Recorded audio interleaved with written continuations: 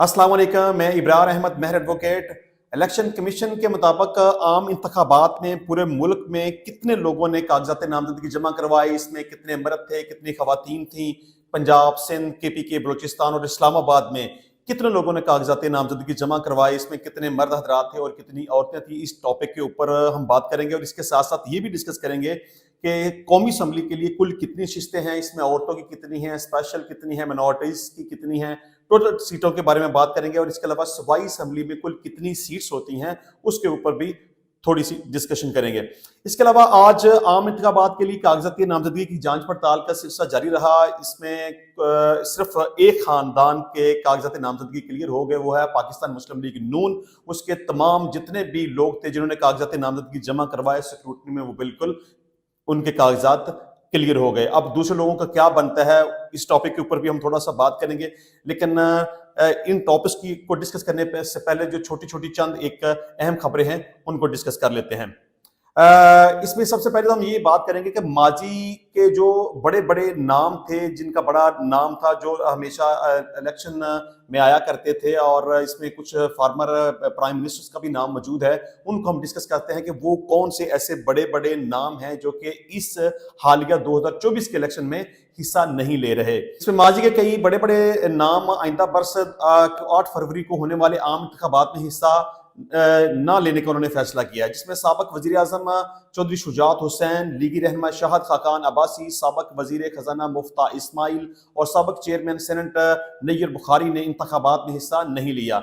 इस तरह साबिक वफाकी वज़रा असद उमर, अली नवाज अवान, अली जैदी, खुसरू बख्तियार भी इंतखाबी दौर से बाहर हो गए। सदाकत अब्बासी, इमरान इस्माइल और फर्रख हबीब भी अगले बरस इंतखाबात में हिस्सा नहीं ले सकेंगे।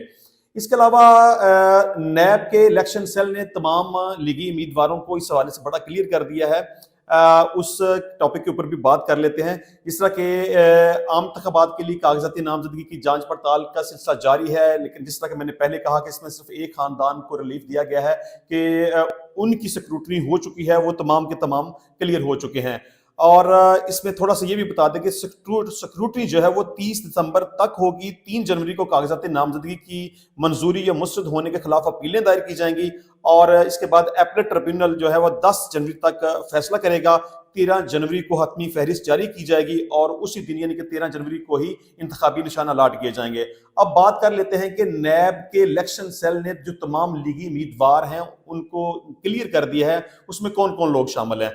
इलेक्शन लड़ने वाले उम्मीदवारों की नैब स्क्रूटनी में नवाज शरीफ, मरियम नवाज समेत मुस्लिम लीग नून के तमाम उम्मीदवार क्लियर करार दे दिए गए हैं। ये तो सबको पता था कि जिस तरह की सूरत चल रही है इसमें लीगी जो भी उम्मीदवार हैं उनको क्लियर कर दिया जाएगा। अगर कोई प्रॉब्लम कहीं पेश आई, जो कि डेफिनेटली आएगी, तो वो पाकिस्तान तहरीक इंसाफ के लिए आएगी। जिस तरह से उनके खिलाफ क्रैकडाउन जारी है कागजाती नामजदगी जमा करवाने के हवाले से, छीना झपटी, मार कटाई, घरों के बाहर पहरा देना, उनको पकड़ना, कागजात नामजदगी को छीनना, फाड़ना वगैरह वगैरह, उनके लिए मुश्किलात पैदा होगी कि जब स्क्रूटनी में आप देखते हैं कि वो बेचारे किस तरह से रिटर्निंग ऑफिसर के सामने पेश हो पाते हैं या उनके तजवीज़ कुनिंदा या तायद कुनिंदा हैं, वो वहाँ पे किस तरह से पहुँच सकते हैं, उनको पहुँचने दिया भी जाता है कि नहीं पहुँचने दिया जाता, उनके कागजात नामजदगी मंजूर होते भी कि नहीं होते, ये बहरहाल बात की बात है। लेकिन अभी जो पाकिस्तान मुस्लिम लीग नून के जितने भी उम्मीदवारान हैं जिन्होंने कागजात नामजदगी जमा करवाए हैं वो क्लियर हो गए हैं। अच्छा, जिसमें मरियम नवाज, नवाज शरीफ और मुस्लिम लीग नून के तमाम उम्मीदवार क्लियर करार दे दिए गए हैं। इसके अलावा मुस्लिम लीग नून के तमाम उम्मीदवारों की जांच पड़ताल पर इन्हें क्लियर करार दे दिया गया है। प्ली बार्गेनिंग करने वाले और सजा याफ्ता उम्मीदवार इलेक्शन के अहल नहीं। पीपल्स पार्टी और दीगर जमातों के उम्मीदवारों की स्क्रूटनी भी जारी है। इसके अलावा नैब हेडक्वार्टर में इलेक्शन कमीशन की मुआवनत के लिए खसूसी सेल कायम कर दिया गया है। नैब हेडक्वार्टर में कायम सेल के तमाम ब्यूरो मुआवनत कर रहे हैं। इलेक्शन कमीशन के तर्जमान का बताना है कि ऑनलाइन सहूलत मरकज 24 घंटे काम कर रहा है। उम्मीदवारान के क्वाइफ जरूरी कार्रवाई के लिए मुतलका अदारों को भिजवाए जा रहे हैं। इलेक्शन कमीशन से मसूल उम्मीदवारों की फहरिस्त का जायजा लिया जाना है। प्ली बार्गेन करने वाले और सजा याफ्ता उम्मीदवार इलेक्शन के अहल नहीं होते, जबकि पीपल्स पार्टी और दीगर जमातों के उम्मीदवारों की स्क्रूटनी भी जारी है। ले जी, पाकिस्तान मुस्लिम लीग तो इसमें क्लियर हो गई, उसके जितने भी उम्मीदवार हैं, नवाज शरीफ, मरियम नवाज, शहबाज शरीफ वगैरह वगैरह, जितने भी लोग हैं वो सब तो इलेक्शन लड़ने के लिए अहल हैं। अब देखें आगे पीपल्स पार्टी और पाकिस्तान तहरीक इंसाफ के साथ क्या होता है। डेफिनेटली پاکستان پیپلز پارٹی ہے یا دیگر جو بھی جتنی بھی جماعتیں ہیں سب کو کلیئر کر دیا جائے گا. اگر مشکلات کا سامنا کرنا پڑ رہا ہے یا جس جماعت کو آئندہ مشکلات کا سامنا کرنا پڑے گا وہ ہے پاکستان تحریک انصاف. تھوڑا سا اسے یہ بھی ڈسکس کر دیں کہ ایف بی آر نے نان فائلرز کا کھوج لگانا شروع کر دیا ہے اور ان کی معلومات انٹرنیٹ پر ڈالنے کی تیاری بھی کر لی گئی ہے. اب جو لوگ فائلر نہیں ہیں ان کو میں یہی مشورہ دوں گا کہ وہ جتنی جلدی ہو سکے خود کو فائلر بنا لیں, کیونکہ جو لوگ آپ خود کو فائلر نہیں بنائیں گے ان کو مستقبل میں جا کے بہت ساری مشکلات کا سامنا کرنا پڑے گا. ان کے الیکٹریسٹی میٹر جو ہیں وہ منقطع کر دی جائیں گے, گیس میٹر منقطع کر دیے جائیں گے, ان کے بینک اکاؤنٹس جو ہیں وہ بند کر دیے جائیں گے, یعنی کہ ان کو کافی ساری مشکلات کا سامنا کرنا پڑے گا.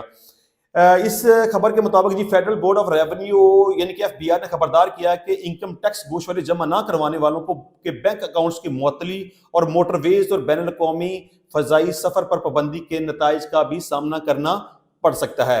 ایف بی آر حکام کے مطابق نان فائلرز کی رجسٹریشن کے لیے کاروباری اور کمرشل یونٹس کو ملک گیر سروے شروع کر دی ہے. نان فائلرز کو جرمانے, یوٹیلٹیز منقطع کرنے, بینک اکاؤنٹس کی منتقلی اور انتہائی معاملات میں موٹر ویز اور ہوائی اڈوں پر نقل و حرکت کو محدود کرنے جیسے نتائج سے بچنے کے لیے قریبی ٹیکس آفس میں اپنا اندراج کروانا ہوگا. یعنی کہ آپ جتنی جلدی ہو سکے اپنی ریٹرن جمع کروائیں, اپنے آپ کو فائلر بنوائیں اور اپنی ریٹرنز وغیرہ جمع کروائیں. اگر آپ ایسا نہیں کریں گے تو آپ کو بہت ساری پرابلمز کا اور مشکلات کا سامنا کرنا پڑے گا. اس میں یوٹیلٹیز ہیں وہ منقطع کی جا سکتی ہیں, اس میں جس میں بجلی کا منقطع کی جا سکتی ہے, گیس, ٹیلی فون وغیرہ دیگر جو سہولیات ہیں وہ منقطع کی جا سکتی ہے. سفر کرنے کے حوالے سے آپ کو پرابلم کا سامنا کرنا پڑ سکتا ہے. آپ کے بینک اکاؤنٹس جو ہیں وہ معطل کیے جا سکتے ہیں, لہٰذا جتنی جلدی ہو سکے اپنی ریٹرنز جمع کروا لیں.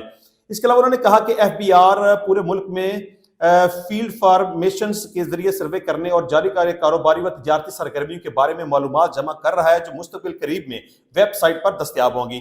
ایک دستاویز میں انکشاف کیا گیا کہ پاکستان کی آبادی 240 ملین ہے, تاہم تقریباً 5.2 ملین افراد کی ٹیکس بیس بہت محدود ہے جنہوں نے ملکی ٹیکس نظام میں اپنا اندراج کروایا اور سال 2022 میں اپنی آمدنی کے گوشوارے جمع کرائے. رپورٹ کے مطابق پاکستان کو اپنے مالیاتی منظر نامے میں ایک بڑے چیلنج کا سامنا ہے جس میں بڑے پیمانے پر ٹیکس چوری, tax to G D P کا تناسب خطرناک حد تک کم اور ٹیکس فائلرز کی ناکافی تعداد شامل ہے. ملک کی آمدنی میں نمایاں کمی واقع ہوئی ہے جس کے نتیجے میں اہم عوامی خدمات اور اہم سماجی و اقتصادی ترقیاتی اقدامات کے لیے ناکافی فنڈنگ ہوتی ہے. ایف بی آر کے مطابق ملک کی مالیاتی بنیاد کو مضبوط بنانے کے لیے ٹیکس بیس کو وسیع کرنے کی اشد ضرورت ہے. اس لیے ملک گیر مہم کا آغاز کیا ہے جس میں تمام اہل افراد اور قابل ٹیکس آمدنی حاصل کرنے والوں کو ٹیکس نظام میں رجسٹرڈ ہونے اور اپنی آمدنی کے گوشوارے جمع کرانے کا ہدف بنایا گیا ہے. ایک اندازے کے مطابق اس میں رواں سال کے دوران ملک کی ریگولر ٹیکس دہندگان میں 15 لاکھ نئے ٹیکس دہندگان شامل ہوں گے.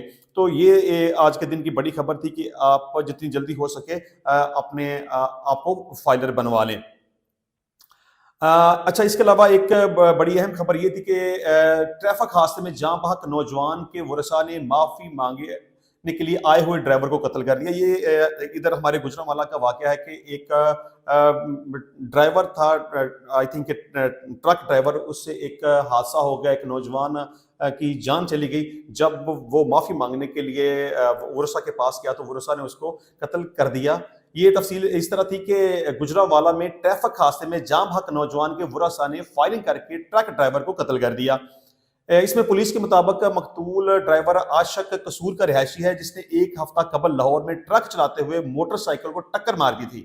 حادثے میں موٹر سائیکل سوار نوجوان سمیع اللہ جاں بحق ہو گیا تھا. سمیع اللہ کے ورثاء نے لاہور میں مقدمہ درج کروایا, تاہم ڈرائیور عاشق معافی مانگنے نوجوان کے گھر آیا تو ورثاء نے فائرنگ کر کے اسے قتل کر دیا. پولیس کے مطابق واقعہ تھانہ صدر کاموکی کے علاقہ میں پیش آیا جس کی انویسٹیگیشن ہو رہی ہے. بہرحال اس میں یہ سمجھتا ہوں کہ اگر اس سے ایک غلطی ہو گئی, ٹریفک حادثے کے دوران اس کی جان چلی گئی, ڈیفینیٹلی کوئی بھی شخص جان بوجھ کے تو اس طرح کا کام نہیں کرتا, بس بائی چانس اگر سڑک پہ چلتے ہوئے احتیاط کرنی چاہیے. لیکن اگر اس طرح کا کوئی معاملہ بن جائے, خدا نخواستہ جس طرح کہ یہ معاملہ بنا ہے, اس کی جان چلی گئی ہے, تو اس کے جو شخص ہلاک ہوا اس کے ورثاء نے ایف آئی آر کا اندراج کروا دیا, تو اس طرح کی صورتحال میں پھر ہیسٹ کا مظاہرہ نہیں کرنا چاہیے تھا. یعنی کہ ڈائریکٹلی ورثاء کے گھر جا کے ان سے معافی مانگنے کی ضرورت نہیں تھی, کیونکہ جن کا بندہ دنیا سے چلا گیا ہے تو وہ تو ٹالریٹ نہیں نہ کریں گے.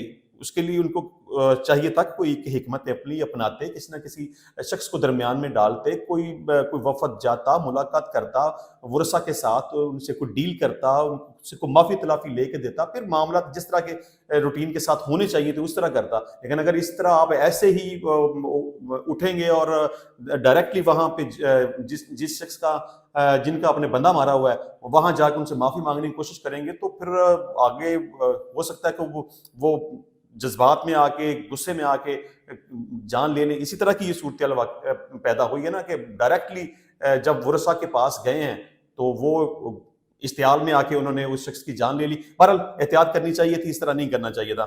اچھا جی, بات ہو رہی تھی کہ الیکشن کمیشن نے ملک بھر میں عام انتخابات کے لیے کاغذات نامزدگی جو جمع کروانے والے لوگ ہیں ان کی ڈیٹیل جاری کر دی ہے کہ کتنے لوگ ہیں جنہوں نے کاغذات نامزدگی جمع کروائے, کتنے مرد تھے, کتنی عورتیں تھیں, پنجاب, سندھ, کے پی کے, بلوچستان میں کتنے لوگوں نے کاغذات نامزدگی جمع کروائے, اس کی ڈیٹیل میں تھوڑی سی ڈسکس کر دیتا ہوں.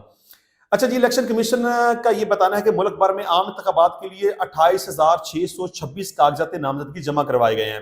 قومی اسمبلی کی سیٹوں کے لیے 7,242 مرد جبکہ 471 خواتین نے کاغذات نامزدگی جمع کروائے ہیں.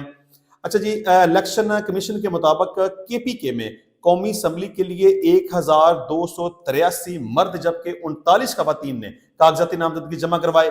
اسی طرح اسلام آباد سے قومی اسمبلی کے لیے 182 مرد اور 26 خواتین نے کاغذات نامزدگی جمع کروائے. پنجاب سے قومی اسمبلی کے لیے 3,594 مرد اور 277 خواتین نے کاغذات نامزدگی جمع کروائے. اس طرح سندھ سے قومی اسمبلی کے لیے 1,571 مرد اور 110 خواتین نے کاغذات نامزدگی جمع کروائے. اور اسی طرح بلوچستان میں قومی اسمبلی کے لیے 612 مرد اور 19 خواتین نے کاغذات نامزدگی جمع کروائے. الیکشن کمیشن نے یہ بھی بتایا کہ صوبائی اسمبلی کے لیے 17,744 مرد اور 802 خواتین نے کاغذات نامزدگی جمع کروائے. اچھا, یہ تو الیکشن کمیشن نے جو ڈیٹیل دی, حالیہ جو نامینیشن پیپرز وغیرہ جمع کروائے گئے ہیں جن کا الیکشن ابھی 8 فروری کو ہونے والا ہے, اس والے سے جو ڈیٹیل تھی وہ میں نے آپ کے سامنے رکھ دی. لیکن ابھی تھوڑی سی یہ بھی ڈیٹیل ڈسکس کریں گے کہ ٹوٹل قومی اسمبلی کی ٹوٹل نشستیں کتنی ہیں, اس میں جنرل سیٹس کے اوپر کتنی ہیں, وومنس کی کتنی ہیں, منورٹیز کے کوٹے میں کتنی آتی ہیں, وہ میں آپ کو بتا دیتا ہوں مختصر سا. قومی اسمبلی کی جو ٹوٹل سیٹس ہیں نا جناب, وہ ہیں 342. ٹھیک ہے, پنجاب میں جنرل سیٹس 148 ہیں, اس میں خواتین 35 ہیں جو کہ ٹوٹل 183 بنتی ہیں, 183. اس طرح سندھ میں جنرل سیٹس 61 ہیں اور وومن 14, اس طرح یہ 75 ٹوٹل بنتی ہیں. خیبر پختونخوا میں جنرل سیٹس 35 ہیں اور خواتین کے لیے 8 نشستیں اس میں مخصوص ہیں اور ٹوٹل یہ 43 بنتی ہیں. بلوچستان میں جنرل سیٹس 14 ہیں, عورتوں کے لیے 3, یہ 17 بنتی ہیں. فاٹا میں جنرل سیٹس 12 ہیں, اس میں عورتوں کا کوٹا نہیں ہے, یہ 12 کی 12 ہی ہیں. اور کیپٹل یعنی کہ اسلام آباد کے اندر جنرل 2 سیٹیں ہیں, عورتوں کی سیٹ کوئی نہیں ہے. ٹھیک ہے, اور یہ ٹوٹل جو بنتی ہیں یہ 272 یعنی 272 بنتی ہیں. اس میں ٹوٹل 60 عورتیں ہیں اور 10 اس میں منورٹیز آتی ہیں, یعنی کہ 272 کے اندر یہ 70 اگر جمع کر لیں تو یہ 342 بنے گے. یعنی کہ پاکستان میں ٹوٹل یعنی کہ قومی اسمبلی کی جتنی سیٹس ہیں اس میں پنجاب, سندھ, کے پی کے, بلوچستان, فاٹا, اسلام آباد, ان سب کو ملا کے یہ 342 سیٹ بنتی ہیں. اسمبلیز کی بات کریں صوبائی سطح پر تو اس میں پنجاب میں جو ٹوٹل ہیں وہ یعنی کہ 371, اس میں جنرل سیٹس 297, عورتوں کے لیے 66, منورٹیز کے لیے 8. اسی طرح سندھ کے اندر 130 جنرل سیٹس ہیں, عورتوں کی 29 اور منورٹیز کی 9 ہیں. اس طرح یہ 168 ٹوٹل بنتی ہیں. خیبر پختونخوا کی بات کریں تو جنرل سیٹس 99 ہیں, عورتوں کے لیے 22 اور منورٹیز 3 ہیں. اس طرح 124 یہ ٹوٹل بنتی ہیں.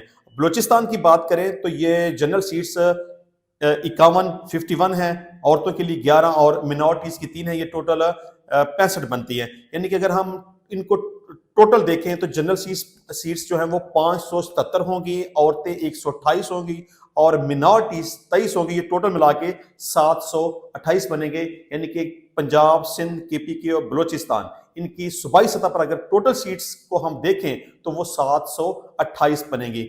تو انشاءاللہ آج کی حد تک اتنا ہی ہے. نیکسٹ ویڈیو میں انشاءاللہ کل ملاقات ہوگی. تو اب تب تک کے لیے مجھے اجازت دیجیے. اللہ حافظ.